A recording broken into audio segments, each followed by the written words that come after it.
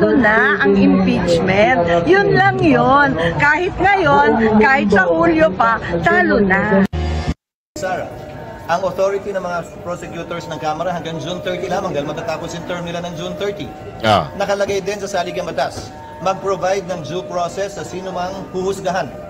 Hindi minamadali ang due process din. Yung presentation ng mga ng articles of impeachment. So ibig bang sabihin nito, SP, gumaganti ka sa House of Representatives dahil ni-last day din namin yung pagpipresent or pagdadala ng impeachment articles noong February 5. Mga rallies, kung kinakailangan magkaroon ng mga petitions, kailangan magsalita ang mga influencers. Ngayon po nakikita naman natin yan, nagsasalita ang marami, no? Ilan lang ba kayo nag-rally? Wala nga kayo 100. Yes. Good morning again mga kasama. Nandito na naman si Kuya Goods nagbabalik. At syempre, kung di ka pa nakasubscribe, pa-subscribe na lang po at hit mo na rin yung bell para lagi kang updated sa ating mga video. Ito na, umpisa na ho ang bakbakan dyan sa Senado. Oo, nagbabartagulan na mga... Oo, nakakatawa mga kasama. Dahil sa kagustuhan nila ma-impeach si Bibi Sara, maski ito si Quezon ay binabartagol na rin. At hindi lang sa Senado. Kasi meron pang mga taga-bundok na naggangaw-ngaw. O, kilala nyo naman, yung matandang taga-bundok na laging bumibira kay Bibi Sara, ito na naman siya. Iyak ng iyak. At ito si Virus, dribble daw ng dribble. Sino yung pinaparinggan niya? 4 na buwan daw dribble sa Senado. Sa Senado, tama ba? Hindi eh. Ang mali sa inyo, bakit niyo pa pinipilit ang impeachment na yan? Wala nang patutunguhan. Pilit pa rin kayo ng pilit. Ang kukulit niyo talaga. Pero syempre, nakalike ka na ba? Mag-like ka muna para na masaya. At share mo na rin yung video. At kung bago ka pa lang sa aking channel, mag-subscribe ka na at pindutin mo yung bell all para may notification kayong natatanggap everyday. At kung hindi ko napanood kahapon o kagabi yung video natin, balikan nyo. Meron po tayong upload everyday. Araw-araw po tayo. Umaga at saka gabi. Eto na nga. Simulan na natin. Inumpisahan na ni Bibi Sara, loyalista at kakampik, nag-away-away na. Buti nga. Sino-sino ang mga nagbabardagulan. Kilala niyo si Mang Quezon at ito si Virus. Nagbabardagulan na. Tinalikuran nga ni Quezon eh. Bakit? Ang tigas kasi ng ulo. Ang kulit-kulit ng ng mali. Paulit-ulit. Pati ba naman yung batas ng Amerika ay binabanggit. Anak ng bugi naman. Ito pa. Senado, kinalampag na sa bagal ng impeachment. Ito yung mga taga-bundok. Nagsisimula na silang mag-ingay at manggulo. Mantakin nyo, pumunta at bumalandra doon sa harap ng Senate at kinalampag yung gate. Tingnan nyo kung kayo ba ay matitino, gagawin nyo ba yan? Ginagawa ba yan ng mga Duterte supporters? Di ba hindi? Napapaghalataan kayo. Kayo lang talaga ang nagbibigay ng gulo sa Pilipinas. Eto, sasagutin na kayo ni Mang Quezon. Mamaya. At meron ditong interview dito sa congressman. Mamaya abangan natin yan. Pero simulan natin to. Pasok natin. Hindi pa man nauumpisahan ang impeachment trial para kay Vice President Sara. Nag-umpisa na ang bloodbath na sinasabi ni Vice President Sara. Ito nga ang bangayan at awayan ng mga kakamping at loyalista dahil sila na mismo ang nag-aaway-away ngayon. Yan! Dahil sa kagustuhan nyo na ma-impeach si Bibi Sara, ngayon, kayong dalawa, kayo ay nagbabardagulan na. Tinalikuran ka nga ni Mang Quezon dahil ang kulit-kulit mo. Kasi kahit na batas Amerika ay pinapasok mo sa Pilipinas, kaya sabi ni Aling Ledesma, bakit pa ang kulit nyo? Atat na atat kayo na ma-impeach si Bibi Sara. Ayaw na nga ng mga senador. At ayaw din na nakakaraming Pilipino na magkaroon pa ng ganyang bagay. Pero nyo binoto ng milyon, 32 milyon ang pinakamataas na boto na nangyari doon. Tapos i-impeach mo lang, wow.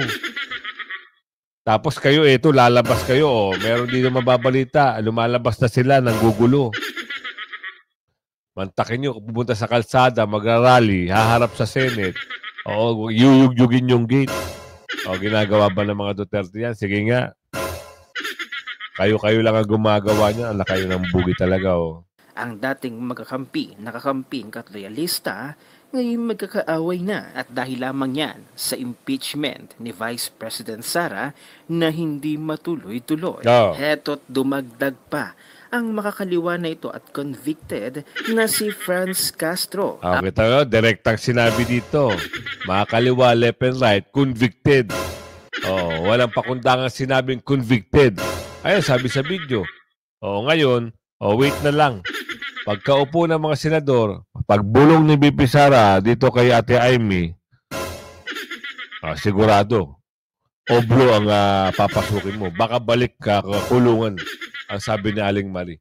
Maaari, mga kasama, kaya galit na galit, kaya gusto ma-impeach si BP Sara. Dahil pagbalik ni BP Sara, pagbalik ng mga senador, pagkaupo, ito agad ang... ito agad ang pagtutuan na ng pansin. Yung mga bumibira kay BP Sara, ipatawag ulit. Para mas maganda naman. O kayo naman ang makita namin sa hot seat. O kung ano naman kaya ang sasabihin nyo. Abay, may pinoprotektahan daw ba?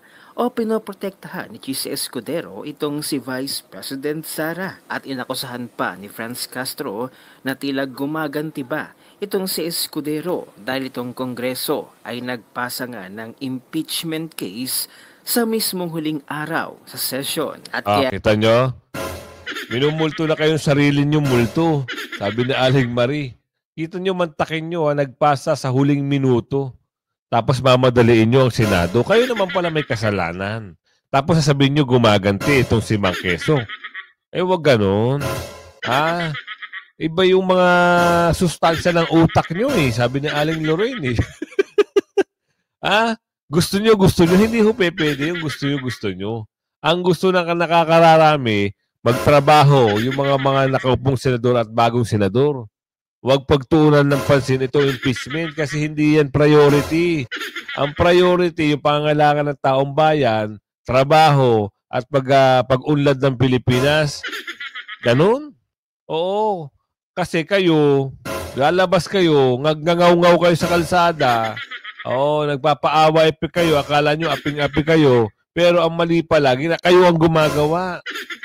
Mantakin nyo, lumabas kayo, nagrally kayo, nagngangaw-ngaw kayo, nag-cause kayo ng traffic, tapos kinalampag nyo pa yung gate ng Senate. Sa tingin nyo, sino matutuwa sa inyo? Sige nga. Wow. Ibang klase. Kaya nga ba dinidelay ni Chis Escudero ang impeachment trial ni Vice President Sara? Tila ito na ang sigalot ng mga dating magkakampi, nakakamping, dilawan at loyalista laban sa mga Duterte. Pero ang nangyayari ngayon, dahil sa hindi matuloy-tuloy na impeachment trial ni Vice President Sara, sila na ang magkakaaway ngayon ang kampo ng kakamping at kampo ng mga Marcos. The impeachment trial has not even started and the political bloodbath is already on. But it's not sad. Tingnan nyo yung mukha ni BP Sara dito. Galit siya dito. Pansinin nyo, lalakihan ko Ito siguro yung panahon na nagkakaroon na sila ng problema. Tingnan nyo galit yung mukha ni BP Sara dito. Ito naman, mukhang... Sipin nyo Tingnan nyo, anak ng bugi. Anak ng tipaklong. Sana, sana lang Sino ba nagsabi? Hindi tutuloy ang impeachment. Si Tol. Senador Tol. Sayang si Senador Tol, no? Sinayang mo kasi. Akala mo kasi malakas sa mga kalkansya Kaso, mama, boss, amo, manager. Sa 2028, maganda siguro simulan mo ngayon kaso si Tatay Digong, si BP Sara, hindi na tumatanggap ng mga ganun bagay. yung mga balimbing. O di bali ng ano, siguro di bali ng ang hirap explain. Magaling sana ito eh. Pinanalo ka ni Tatay Digong noon eh. Dapat pinangatawanan mo na eh. Pero wala tayong magagawa, no? Sara versus her enemies. It's the non-Duterte camps eating each other alive. Inuurong na ng administrasyon ang impeachment laban kay Vice President Sara dahil sa pinakamalakas na pagbagsak na rating ng Marcos administration. Kahit magbabagsak pa ang rating nyo, wala na rin naman talagang boboto. Tatakbo. Sino pa dapat mo sa takbo? Sige nga. Ito ho kasi siyempre may alyado yan. Magbibigay yan o mag-i-endorso yan ng papatakbuhin niyang presidente. Kaso, wala na. Oo, sino? Sino sa mga kakampi niya ang pwede niya endorso? At sino-sino pa ang kakampi sa kanya? Ang tanong. Sa rating na ganun lang lumabas. At meron dito, ang babae nangangarap talaga maging presidente. Maghahanap daw ng slate na ipantatapat sa mga Duterte. Ay, papakita ko sa inyo ha. Kayo na bahalang humusga. Dito ba yun? Naku, parang wala ata Naku, wala nga. Pero ganun pa man, tuloy natin to. Ngunit ang mahirap ay papaano nila ipaliliwanag ito sa mga pinaasang pinklawan at leftist idealist group. At alam ng Marcos administration na hindi nila kayang magkaroon ng 16 senators upang makonvict si Vice President. 3 marahil ang asa isip ni BBM at lalo na ng kanyang asawa. Matatandaan natin na ginamit ng Romualdez Araneta Marcos administration o 3 presidente ang mga leftist Lenin group. Yan, totoo yan. Hanggang ngayon, ayan, andyan sila. Ewan ko ba?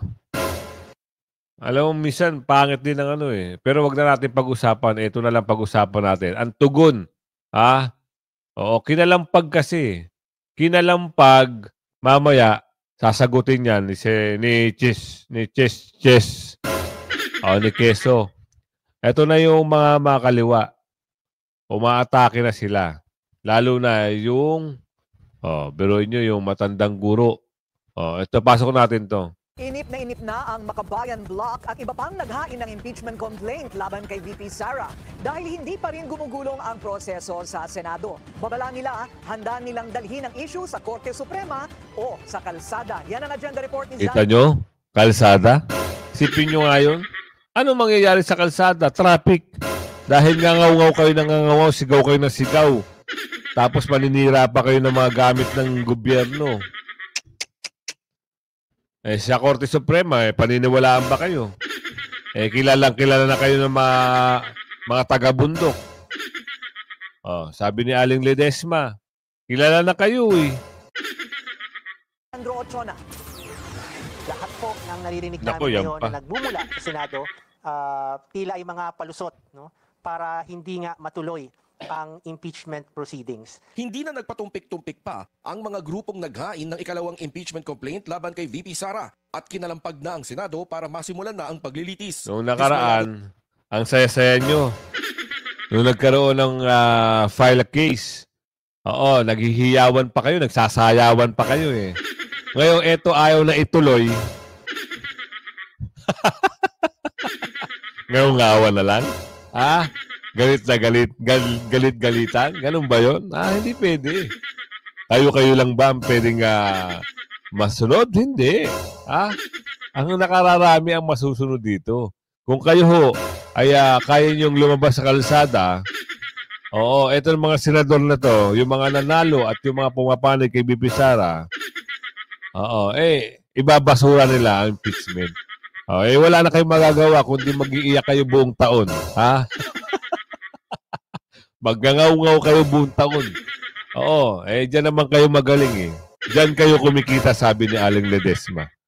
Sa pagngangaw-ngaw, sa paglabas sa kalsada. Ayun, naku, Aling Ledesma. Ang galing mo talaga. Daw sila sa ikinikilos ng Senado. Lalo na yung sinabi na ang plenary ng bagong Senado, kung sakali naman sa 20th Congress, didesisyon na nila whether or not to hold an impeachment trial or to convene an impeachment court. Walang ganon sa konstitusyon, kahit sa rules nila. Ang sabi nga nila, pag na-convene ang impeachment court, it shall proceed forthwith and until... Bakit sinabi ni Senador Tolentino? Tinanong si Coco Pimentel. Wala rin masagot si Coco Pimentel. Wala naman daw ganun. Tapos ikaw may alam ka din? Ano yun? Nakasaad ba yun? Pwede mo bang pakita sa amin? Ay, tanong ni Aling Lorin. Sana makita namin kung ano yung sinasabi mo na nakasaad sa sinasabi mong batas. Judgment. Kung magmamatigas raw ang Senado, mapipilitan silang dalhin sa ibang paraan ang pangangalampag. Naku, parang ibang klase to ano ba yan? Ano yung pilit-pilitan na yan? Naku po. Kung kinakailangan po na magkaroon ng mga rallies, kung kinakailangan magkaroon ng mga petitions, kailangan magsalita ang mga influencers. Ngayon po nakikita naman natin yan, nagsasalita ang marami, no? Ilan lang ba kayo nag-rally? Wala nga kayo 100. Mga bata pa kasama nyo. Oo. Intindihin nyo yung rally ng isang religious group. Milyon ang umatin.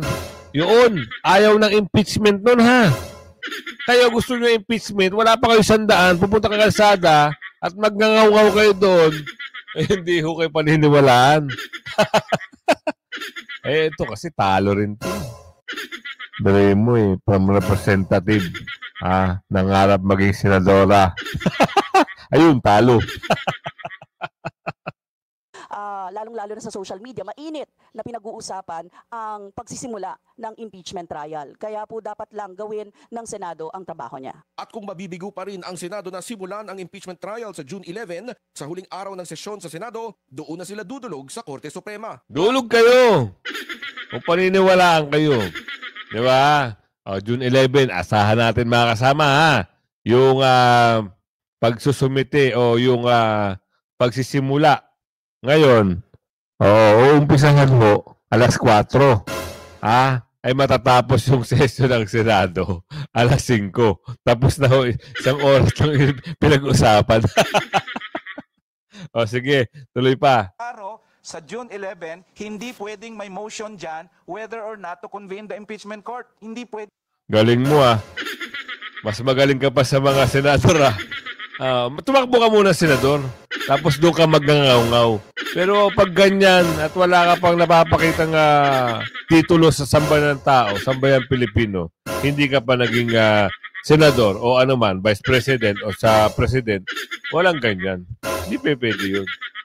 Komento lang ho ito, reaction kasi nagugulat kami sa mga pronouncement nyo Pwede yan. Hindi pwedeng pagbotohan yan ng Senado. Iko-convene nilang impeachment court. Wow! Ganon? Pala desisyon ka rin, Pagbobotohan nga nila, ang sabi nga ni Senator Quezon, ang nakararami, doon sila magbabase. Tapos ikaw, gusto mo i-convene? Desisyon mo lang? Kalorky ka, kuya.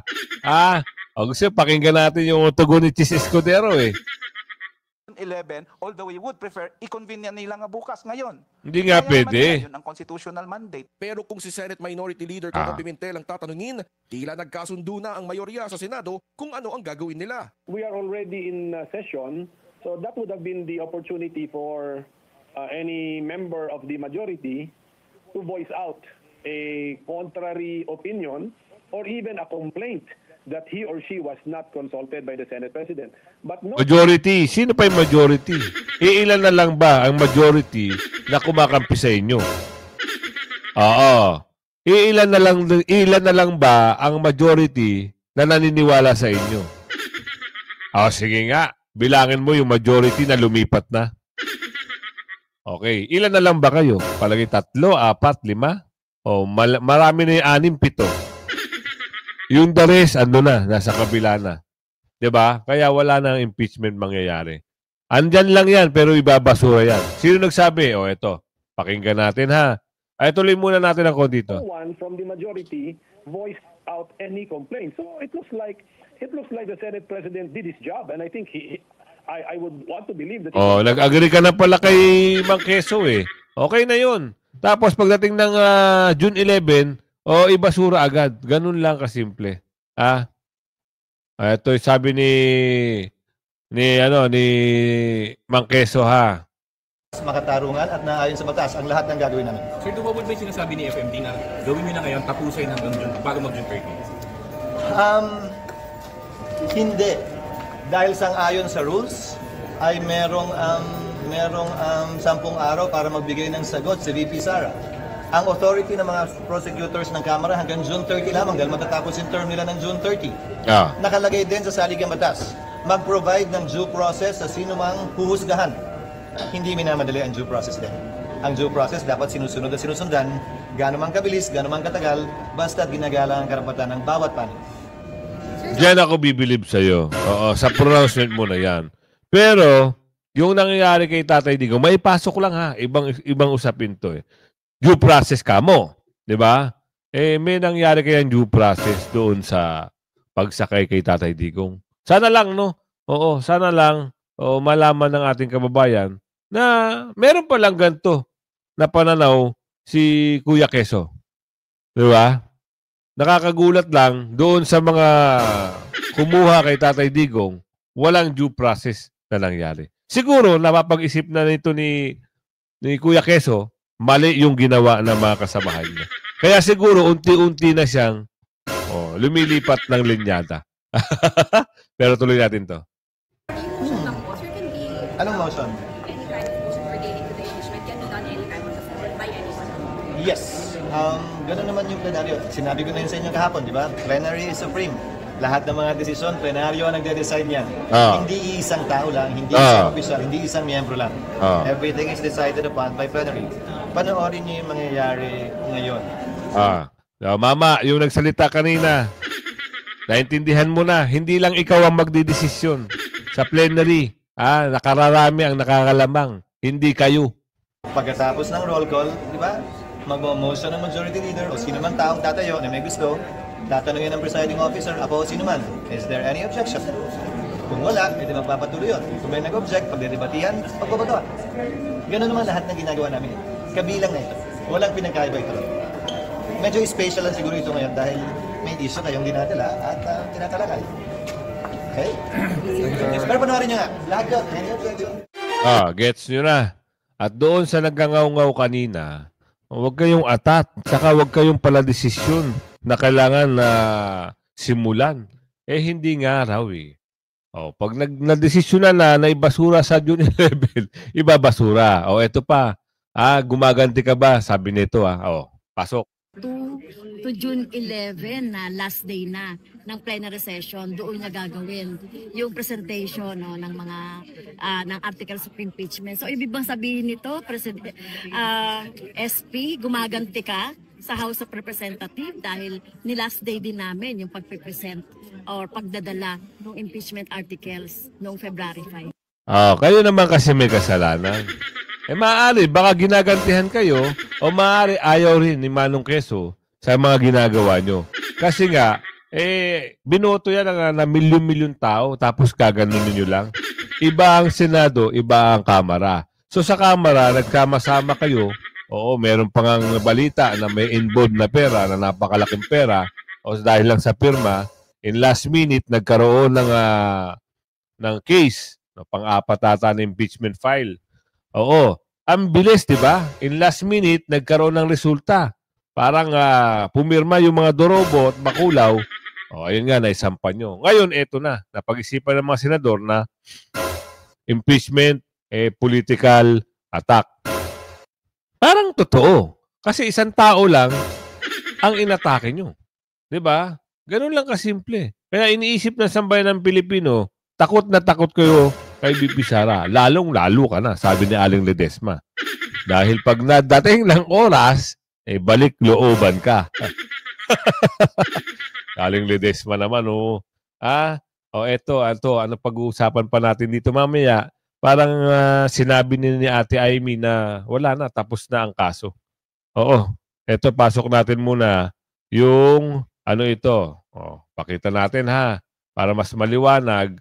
Tayo ang humusga dito sa i-interviewin nila na kongresista. Si Congressman Lawrence Defensor, ang House Deputy Majority Leader at kinatawan po ng ikatlong distrito ng Iloilo at prosecutor ng impeachment trial laban po sa ikalawang Pangulo. Magandang mayong aga, Congressman, mayong aga. Good morning, sir. Mayong aga, Alvin. Kag mayong aga, Doris, especially sa mga tagapakinig natin sa Visayas at sa Iloilo. At sa Mindanao. Maraming nag-iilonggo din sa Mindanao. Yes. Jensan, sa Marbel. Maraming nag-iilonggo dyan. May mga lugar na Takurong, Pulumulok. Yan, South Cotabato. Maraming dyan, partner. Anyway, kung hingi kami ng reaksyon, ang sabi ni Senator Tolentino, Francis Tolentino, pagdating ng June 30 at hindi pa natin na-actionan itong impeachment complaint laban sa kay Vice President Duterte, wala technically dismissed na ito. What do you say? Alvin and Doris, this is tantamount to abandonment of the Senate's duty under the Constitution to exact accountability. Hindi maganda ito. It's a bad example to the young and future leaders of our country that they close their eyes, they close the doors of the Senate on high crimes and betrayal of public trust. Walang betrayal. Walang crime. Sobra naman kayo mag-akusa. Ibang klase talaga kayo.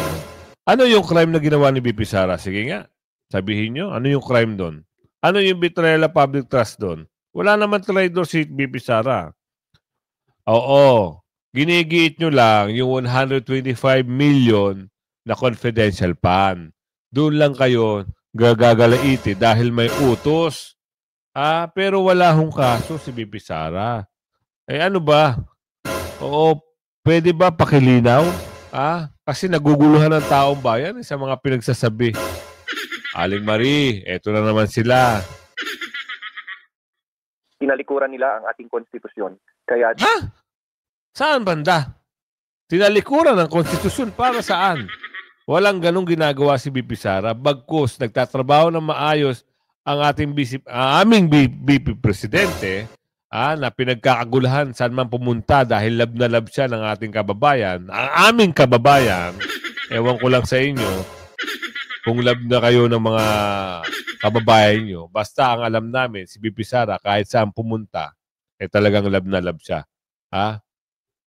Masama ang loob ng konstitusyon at ng mga tao dahil gusto lang naman natin makita ang ebidensya at ang proseso ng impeachment regardless of the verdict. Pero teka muna, dun sa legal na aspeto, kasi ikaw abogado naman, si Senate Majority Leader Tolentino, abogado rin. From a legal standpoint, tama ba siya na pagdating ng June 30 at wala tayong nagawang anumang desisyon o yung Senado, wala yan, technically, na-dismiss na. Fundamentally. Na-dismiss. Kasi ang may implikasyon yun Pag na-dismiss yun, ibig sabihin, hindi mo siya pwedeng filean ulit dahil may 1 year ban 1 year pala. Di ba? So tama ba siya legally speaking o may iba kang legal na pananaw, Congressman? Alvin, hindi ako sang-ayon kay Senator Francis Tolentino. Ang sinasabi nilang pag nag-adjourn ang 19th Congress ay nagtatapos na ang lahat. Tandaan natin na ang Senate ay may Senate Rules of Procedure. At ang nag-a-adjourn at nagtatapos lamang ay ang kanilang legislative power. Nako. Bakit sasabihin ni Senador Tolentino kung mali yung sinasabi niya? 'Di ba? At saka ang tanong doon, boss, amo, manager, senador ka ba? Oo, paano mo masasabi? Paano mo mapapaniwala yung tao na hindi ka pa nagiging senador at sasabihin mo mali at hindi ka sang-ayon doon sa sinabi ni Senador Tolentino? Siya nakakaalam nun. Kasi senador siya. Baka nabasa niya sa ligang batas na tama yung sinasabi niya. Yun lang ang aming reaction dito. Kasi kung sasabihin mo na hindi ka sang-ayon, kami sumasang-ayon. Yung milyon-milyon tao sumasang-ayon na ibabasura impeachment. Bakit kayo hindi matanggap? Tanong lang ho, wag balat sibuyas. At saka mahirap na ngayon. Magpapasa na raw sila ng bill sa mga fake news. Pag napag-initan ka, sasabihan ka nila fake news. Pero tayo, reaction video. Baka mamaya, pati reaction video, magbalat sibuyas kayo. Di ba? Mantakin nyo. Gano'n lang naman sila. Ang Kamara ay magpapasa ng bill, laban daw sa fake news. Sino kaya ang masasampulan ng fake news? Yung mga bulager? Try nyo yung mga bulager na nagmumura. Baka yun masampulan nyo. Pero yung mga reaction video na patungkol sa tama lang. Sa tama lang. Doon tayo magbase. Wag na tayo magbase doon sa mga ibang klaseng tao na gumagawa ng kwento as istoryahe. Ganun lang kasimple. Ang Senate ay isang continuing body pagdating sa impeachment kasi may separate Senate rules of impeachment tayo. Kung hindi continuing body ang Senado, edi sana nawalan din ng termino itong 12 nating senador na magpapatuloy bilang senador.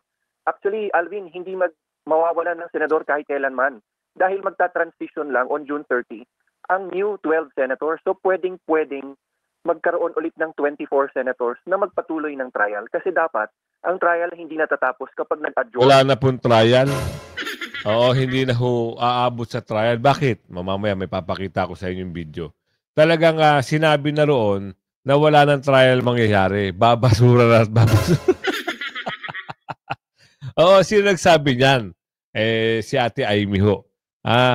Binigyan diin na ni Ate Amy, Senator Amy, itong pagbabasura ng impeachment. Kahit si Senador Tolentino, si Tol, di ba? Pinagdiinan niya na hindi na ho abante o tatapusin na sa 19th Congress para wala na sa 28th Congress. Totoo yan, mga kasama. Kaya abangan natin, ano na ngayon, at 3. So 9 days to go bago mag-June 11. Sa June 11 ng alas 4, tututok tayo. Manood tayo niyan. For sure, live yan. Tapos, pagdating ng alas 4 hanggang alas 5, may resulta na, basura na. Ang legislative power. Because like we said, the Senate is a continuing body. The impeachment is a political process. At kita nyo? Impeachment is political process. In the root word political, in the word political, so papasok sa utak mo, yung impeachment na yan ay isang atake ng pamumulitika. Ganun lang ho. Sabihin na natin, Ate Amy, ikaw na ang bahala magsabi sa kanila. Talo na ang impeachment. Yun lang yun. Kahit ngayon, kahit sa Hulyo pa, talo na. Talo na, di ba? Wala tayong magagawa dyan. Iyak na lang doon sa mga naapektuhan at galit na hindi matuloy ang impeachment. Iyak nyo na lang yan. Matatapos din yan. Kaso, ang babae hindi makamove on. Oo, lalong-lalo na yung taga-bundok. Kung umabot ka sa video natin ito, sabihin nyo kung saan lugar ka. Shoutout po sa iyo ng bonggang-bongga. At shoutout nga pala kay Boson. Si Boson Narciso ba yun? Shoutout po sa iyo ng bonggang-bongga, sir. Hanggang sa muli, like and share. Bye-bye.